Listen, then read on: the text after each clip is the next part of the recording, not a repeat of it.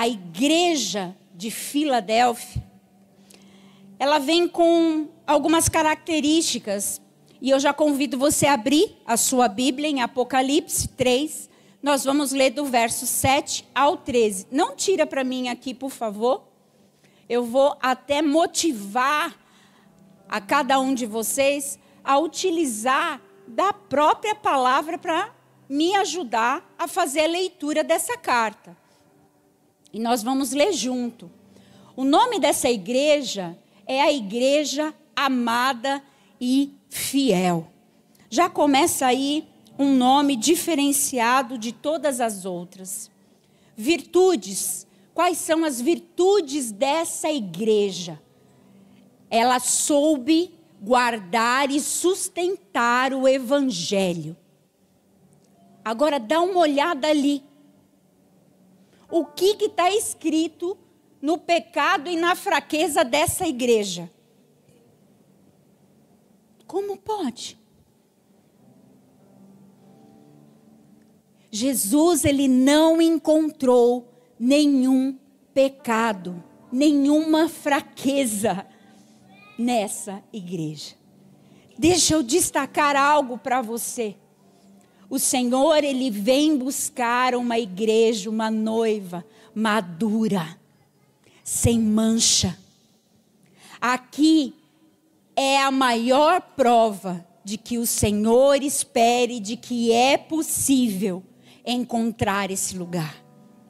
E que o Senhor que está passeando pela igreja, e Ele passeia pela igreja, e com os seus olhos de fogo, Ele vem como se Ele tivesse aqueles poderes da Marvel, e olhasse para a gente e encontrasse em nós verdades absolutas que nem a gente mesmo sabe sobre nós.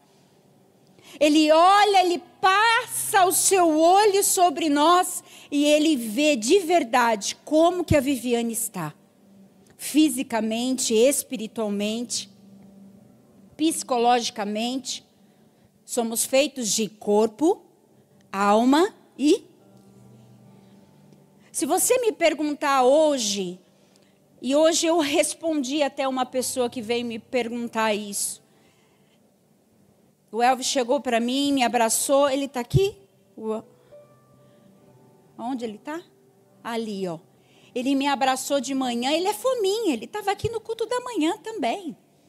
E aí ele me abraçou no final do culto e falou: pastora, você está bem? Mas está bem mesmo? Aí eu olhei para aquela pergunta, ouvi aquela pergunta, falei: não, mas ele perguntou 2 vezes. E eu já tinha recebido de uma outra pessoa uma mensagem, logo quando a gente chegou do primeiro culto em casa: pastora, você está bem? Eu te vi meio assim com dor, com uma cara assim com dor.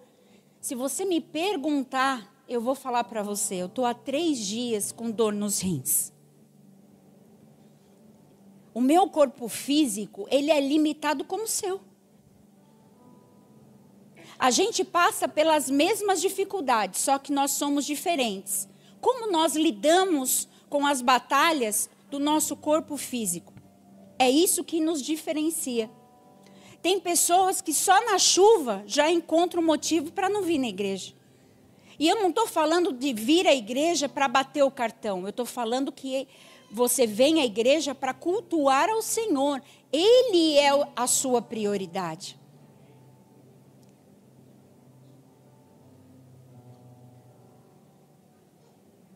Mas de verdade, quando a gente se movimenta em caminhos como o de Deus. Hoje de manhã o meu esposo trocou ali na hora do cálice, na ceia. Ele virou para mim e falou assim: toma esse cálice porque vai ser cura para você. Eu já estava com alguns dias, já à base de remédios para tentar diminuir a dor. E eu nunca tive essa dor. Então, para mim, tudo é novidade, tudo é diferente.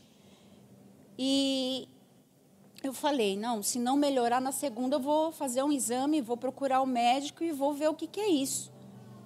Mas hoje de manhã, na hora em que eu bebi aquele cálice, algo extraordinário aconteceu. Porque as dores que eu estava sentindo, nem com remédio eu estava conseguindo diminuir as dores. E desde ontem eu não tomo nenhum tipo de remédio, então assim, eu não estou à base de remédio.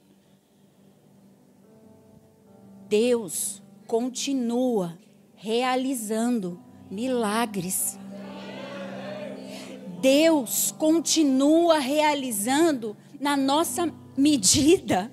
As nossas dores, às vezes pode ser algo diferente, ou pode ser algo pequeno, ou pode ser algo grandioso, como uma cirurgia, ou eu não sei o que talvez você esteja passando. Mas Deus, Ele continua o mesmo, soberano. E eu trago isso para você, para que você venha acreditar que o que você veio fazer aqui não tem a ver com homens. Em todas as cartas, Jesus se apresenta à igreja de uma maneira diferenciada. Justamente com as características da própria igreja a qual ele está enviando a carta. E eu quero te convidar a fazer a leitura comigo sobre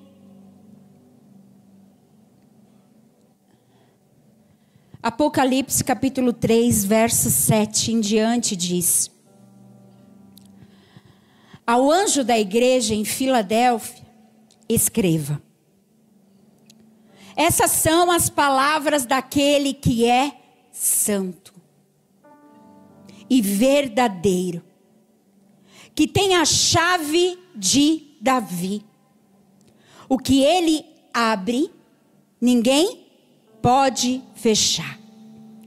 E o que ele fecha, ninguém pode abrir. Conheço as suas obras. Aqui eu já dou uma pausa. Existem portas que são fechadas para a gente em várias circunstâncias de nossa vida. E que a gente acha que foi fechada por homem, mulher, líder, mãe, pai. Mas tem a ver com a vontade permissiva de Deus, entenda. Alguma coisa Deus tem com essa movimentação. E em tudo nós somos provados, forjados, ensinados, se assim nós nos colocarmos no lugar. Porque às vezes a gente se perde, se fecha para o ensinamento. De maneira orgulhosa, achando que a gente já é conhecedor de todas as coisas. Você pode não acreditar, mas a primeira vez que eu tive essa dor foi agora, aos 46 anos. Talvez uma outra pessoa que eu perguntar aqui seja mais nova que eu e já tenha tido a experiência de ter dor no rim. Mas eu também posso fazer qualquer outro tipo de pergunta com relação à minha história, com relação a experiências que eu já vivi, e talvez você já tenha vivido muito antes que eu. Como também eu posso falar sobre situações que talvez você não tenha enfrentado. Olha como é importante o relacionamento e a gente aprender a aprender com as outras pessoas. Não tem a ver com você me ouvir e você entender que algo é correto ou incerto para você. Mas é você se abrir para o ensinamento da qual o Senhor está te entregando através de pessoas. Eu não sei se você sabe, mas nós somos o braço de Deus aqui na terra. É através da minha vida, é através da sua vida, que nós vamos conseguir auxiliar ou não outras pessoas. Vocês me entendem, igreja? E aqui, Jesus ele já começa falando, a porta que eu fecho, ninguém abre.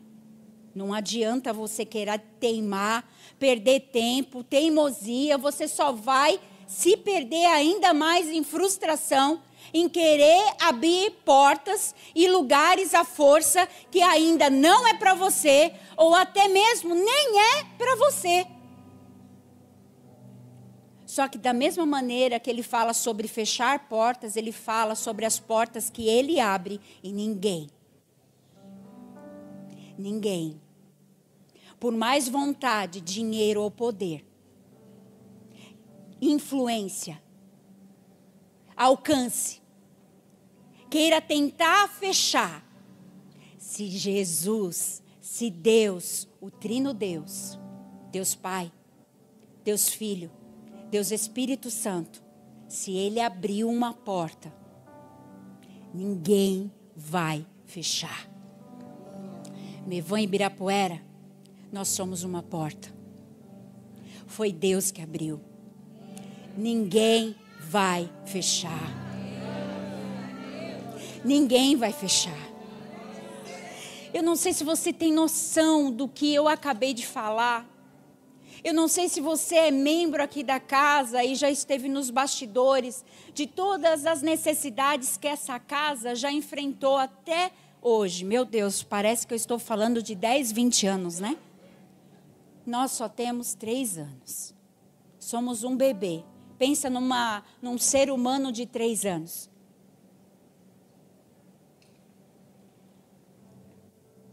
Nós ainda somos um bebê. E entender a nossa medida é importante a fim de que a gente não queira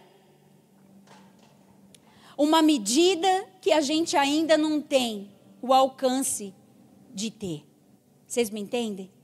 É a mesma coisa de você, pai, querer que seu filho faça algo. Pensa aí numa criança de 3 anos. Que ela não tem sabedoria, não tem entendimento para poder fazer. Nós precisamos entender a nossa medida para nos movimentarmos de acordo com ela. Amém ou não amém?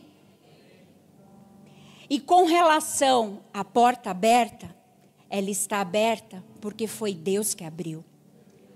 E essa porta ninguém pode fechar. Olha o que o Senhor está falando à sua noiva. O que Ele abre, ninguém pode fechar. E o que Ele fecha, ninguém pode abrir. Conheço as tuas obras, porque Ele passeia pela igreja e Ele tem os seus olhos de fogo. E Ele está vendo a realidade de cada um. Por mais que eu quisesse, e talvez você nem iria ficar sabendo que eu estava sentindo dor. Mas hoje de manhã eu estava aqui sentada, e ao sentar eu estava parecendo uma vovó. Sentar, levantar. Aí em uma dessas eu fiz uma careta, alguém me viu e falou: opa, pastor, o que está acontecendo? E aí eu falei: mas se eu não tivesse falado isso para vocês, vocês iriam saber? Só que Deus iria, porque Ele sabe da minha verdade. Por mais que você não saiba, Ele sabe. E Ele sabe também da sua. Ele sabe da condição que você está hoje aqui. E tem um motivo para isso, querido. Você não saiu da tua casa em vão para vir cultuar a Deus num ambiente onde nós reverenciamos a presença dEle, fazemos menção do nome dEle, não de cavalos e não de estrutura.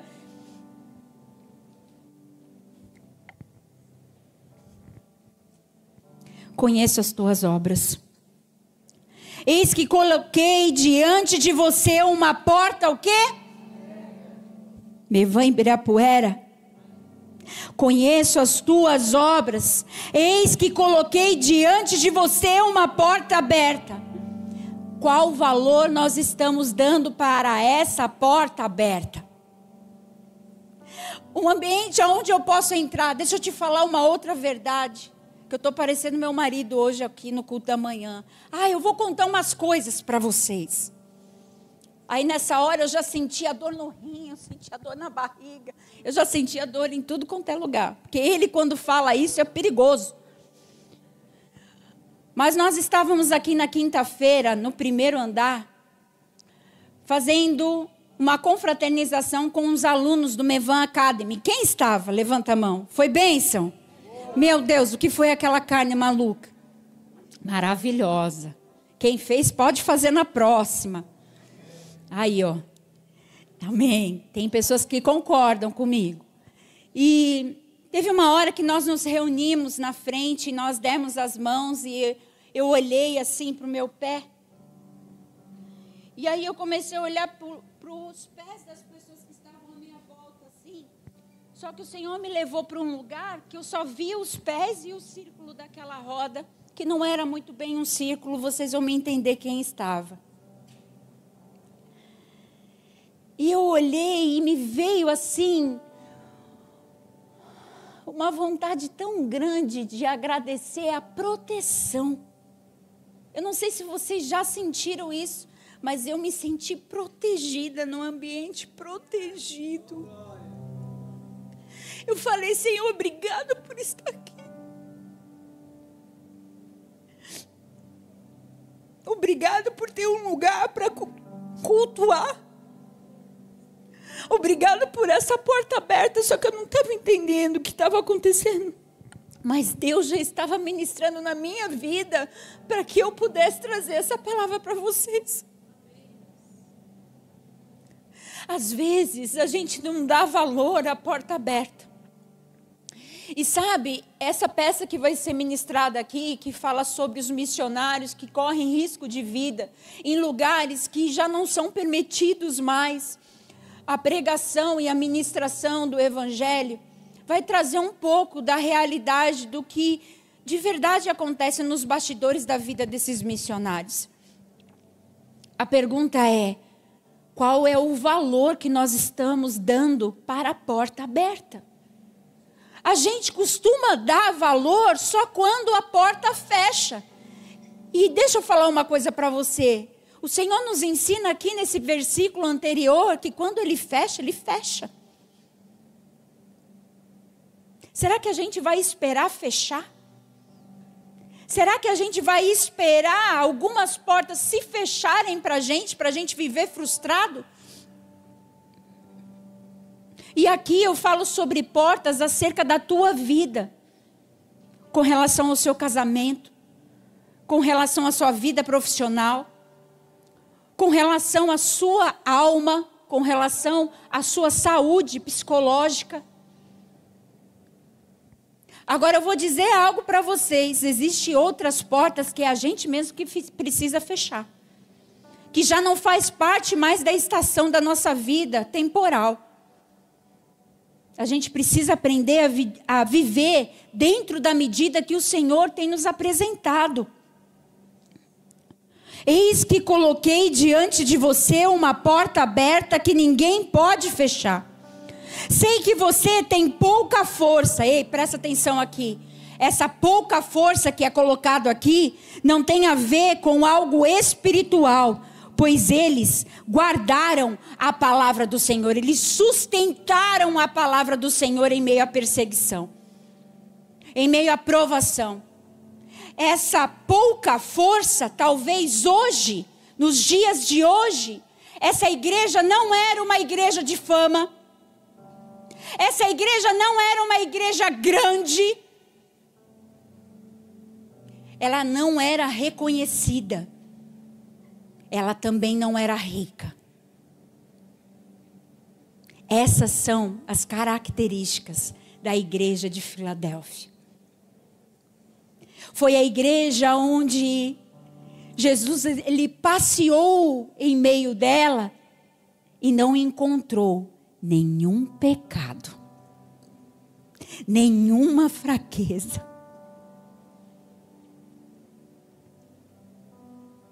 O que nós podemos aprender com isso?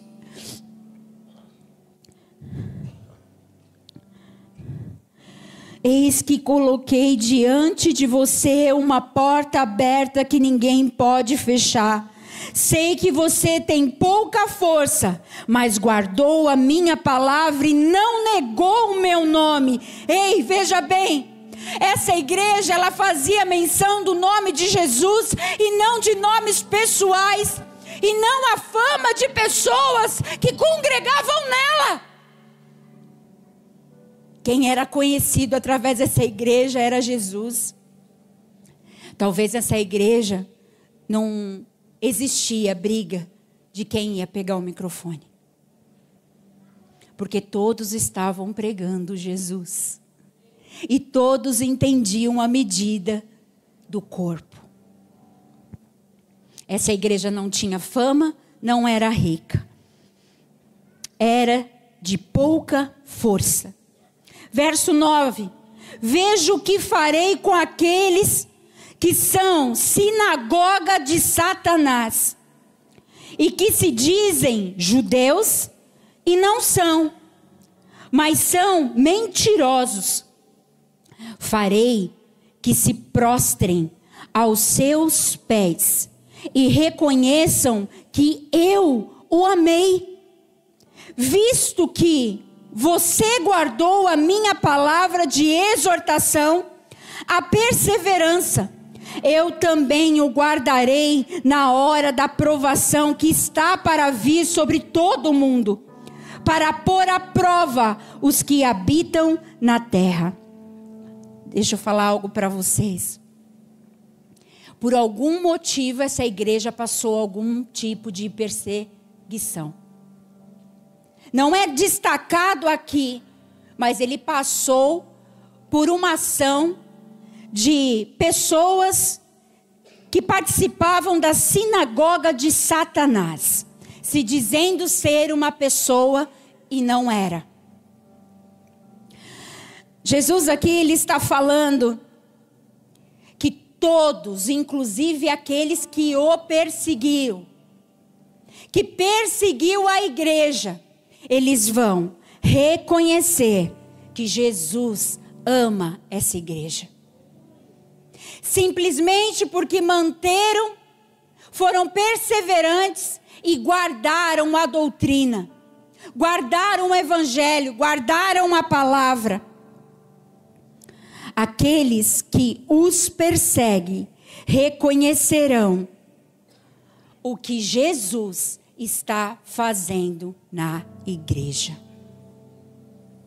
É isso que ele está falando aqui. Verso 11. Venho em breve. Aqui tem uma chave que eu quero que você preste muito atenção. Porque Jesus ele chama a atenção dessa igreja. Ele fala o quê? Retenha. Ei, presta atenção. Dê valor ao que Deus já te entregou. Seja grato. Não seja orgulhoso. Não deixe ser envolvido pelo ego. Olhe para você e não veja o que você não tem, o que te falta. Olhe para você e assim como aquele dia na quinta-feira, se sinta protegido a ponto de você agradecer o que o Senhor já te entregou. Como falta isso, querido, como falta isso e como nós temos que aprender com essa carta. Sermos gratos a tudo que o Senhor já nos entregou. É mais fácil a gente reclamar que a gente não tem, ou viver trabalhando para ter uma coisa que a gente não tem, mas que o outro do lado tem e a gente deseja o que ele tem.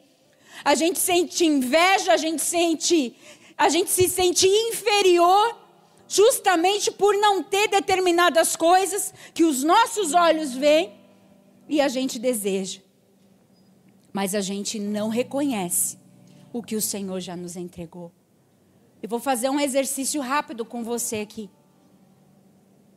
Nos últimos 3 meses, no último 1 ano de vida, qual testemunho de vida você relataria para mim sobre algo que o Senhor fez na sua vida? Pode ser no trabalho, no casamento, com relação aos seus filhos. Você consegue encontrar um motivo de gratidão por algo que o Senhor já fez na sua vida, nesses últimos 1 ano da sua vida? A gente fez um exercício rápido aqui. Verso 11, venho em breve, retenha o que você tem para que ninguém tome. Ei, aqui ele está colocando que está em risco aquilo que ele já te entregou. Se você não reconhecer, se você não guardar, você pode perder. Valorize o que Ele te entregou. Amém, igreja? Amém. Guarde, olhe, analise o cenário onde você está. Na sua casa, a condição que você tem. No teu trabalho, a condição que o Senhor te dá de provisionar as suas necessidades. Deixe um pouco de reclamar. Se o Senhor permitiu determinada coisa, é porque o Senhor precisava revelar o oculto que você precisava saber. O Senhor tem algo com isso. Deixa Ele fazer, deixa Ele mostrar, deixa Ele direcionar. Até porque não ficará nada em oculto. Toda a revelação, ela vem para contribuir na vida do Filho de Deus. Porque nós não somos filhos que vivem de mistério. Eu sempre falo isso para vocês. Nós somos filhos de Deus e vivemos por revelação. Fale para o seu irmão isso. Você vive de revelação. Pare de viver de mistério. O Senhor te dá sabedoria do alto, consciência, entendimento, para que você adentre num nível muito mais alto do que você está vivendo. E para isso depende muito mais de você do que do teu pai, porque as revelações já estão na Bíblia. E a minha pergunta para você é: qual é a medida de entendimento sobre o Evangelho que você tem? Porque você só vive algo que você conhece, que você entende, que você desfruta. Você não desfruta de algo que você não sabe.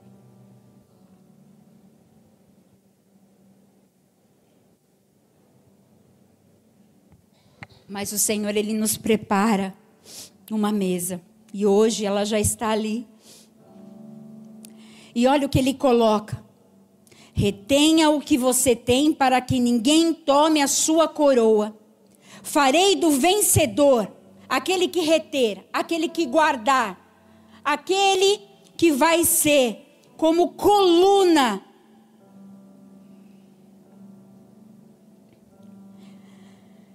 Farei do vencedor uma coluna no santuário do meu Deus, e dali ele jamais sairá. Ele está falando que ele vai fazer dessa igreja, para aqueles que vencer, sustento, suporte, estrutura, base para outras pessoas. Sim, a partir de você.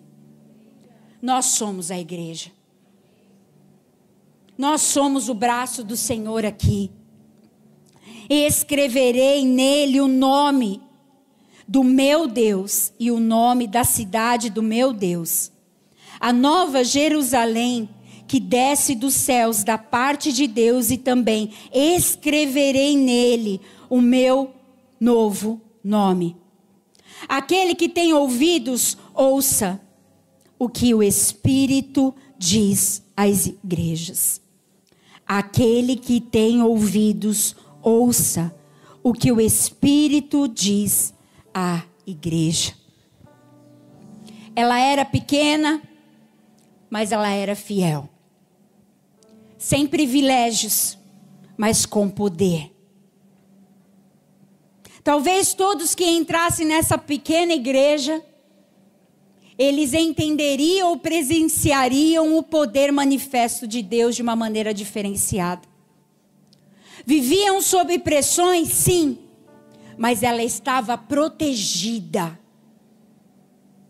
Mantendo o evangelho vivo por meio do amor, o quê? Prático. E da perseverança. Quem não conserva o que tem, corre risco de perder o que recebeu. A fidelidade escondida hoje é a fortaleza invisível para o seu amanhã. Ser coluna é ser referência na fé. Estabilidade no meio da instabilidade. Lá fora está um caos, mas aqui dentro não. Aqui dentro a gente tem direção. Aqui dentro nós temos proteção. Aqui dentro nós temos uns aos outros. Somos suporte. Se não está acontecendo, precisamos melhorar. E o desafio é, eu e você, sermos desafiados hoje a sermos melhores.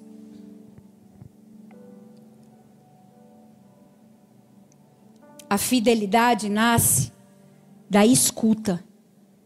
Quem ouve, permanece. Quem ouve sabe a voz do seu pastor. Conhece o seu pastor e o seu pastor o conhece. Ele não é direcionado por vozes. Ele conhece a voz do seu pastor. Aqui, querido, eu não estou falando de pessoa. Eu estou falando do teu pai. Você tem um pai. Agora me preocupa se você não conhece ou nunca ouviu uma direção dele. Me preocupa. Quanto tempo faz que você não escuta uma direção, a voz dele ou reconhece a presença dele? Deixa eu te falar, nessa quinta-feira eu fui constrangida. Eu comecei a orar e comecei a chorar e o Senhor falando comigo, eu falei, Jesus, me faltam palavras para agradecer a porta aberta. O lugar onde a gente pode oferecer as nossas ofertas, os nossos sacrifícios e cultuar ao Senhor hoje. Ah, querido, hoje, com o coração cheio de temor e esperança, eu venho lembrar você que o Senhor conhece cada passo da nossa jornada. Ele viu a sua fidelidade quando ninguém aplaudiu, quando ninguém percebeu. Ele viu a sua perseverança mesmo com pouca força, mas mesmo com pouca força você permaneceu. Você resistiu. O Senhor viu que você estava com pouca força, mas você foi lá com a sua pouca força e fez. E Ele, o santo e verdadeiro, abriu uma porta diante de nós, uma porta que ninguém poderá fechar. E essa porta é mais do que oportunidade, é um chamado. É um chamado para voltarmos à essência, para permanecermos no que é puro, para sermos colunas firmes em um tempo de instabilidade. Não é hora de retroceder, igreja. Não é tempo de negociar aquilo que o céu nos confiou. Resgatar princípios e valores inegociáveis. Levantar o nome de Jesus. É tempo de conservar o que temos, guardar o que ouvimos, honrar o que recebemos. Com zelo digo, não permita que o ruído do mundo roube a sua coroa. Não se distraia. Não tire o seu foco da promessa. O Senhor, Ele vem e Ele tem vindo corrigindo, mas com amor, nos ensinando e nos apontando a promessa aos que vencerem, aos que permanecerem, aqueles que não retrocedem. Nós fazemos menção do nome do Senhor e ainda existe aqui aqueles que não se dobraram a Baal e nem vão se dobrar.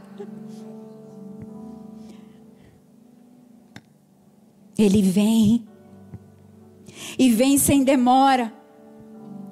Que sejamos a igreja que ouve, que conhece a voz do seu Deus, que ama, que resiste, que permanece, pois o Senhor prometeu: farei de ti, Mevã Ibirapuera, coluna no templo do meu Deus, e nunca mais sairás. Igreja, que a gente venha ter entendimento e que a gente de verdade venha querer estar nesse lugar. Que nós venhamos desejar ser a igreja, aquela igreja que o Senhor vai encontrar e vai olhar e vai chegar. Quais são as virtudes dessa igreja? Ela guarda, sustenta, persevera na palavra, no evangelho. Quais são os pecados e as fraquezas? Quando você olha para aquilo lá, você acha um desafio quase impossível? Deixa eu te falar uma coisa. Se a igreja de Filadélfia, não de Sardes, que eu acabei de olhar ali, de Filadélfia, não tem nenhuma fraqueza e nenhum pecado, é uma referência de que é possível encontrar esse lugar. Ah, pastora, mas no tempo de hoje? No tempo de hoje. Porque essa igreja, ela foi sem pecado e sem fraqueza no tempo dela. E se o Senhor escreveu essa carta, foi para que ela chegasse há muitos anos depois, para mim e para você, no dia chamado hoje. Esse é o nosso desafio.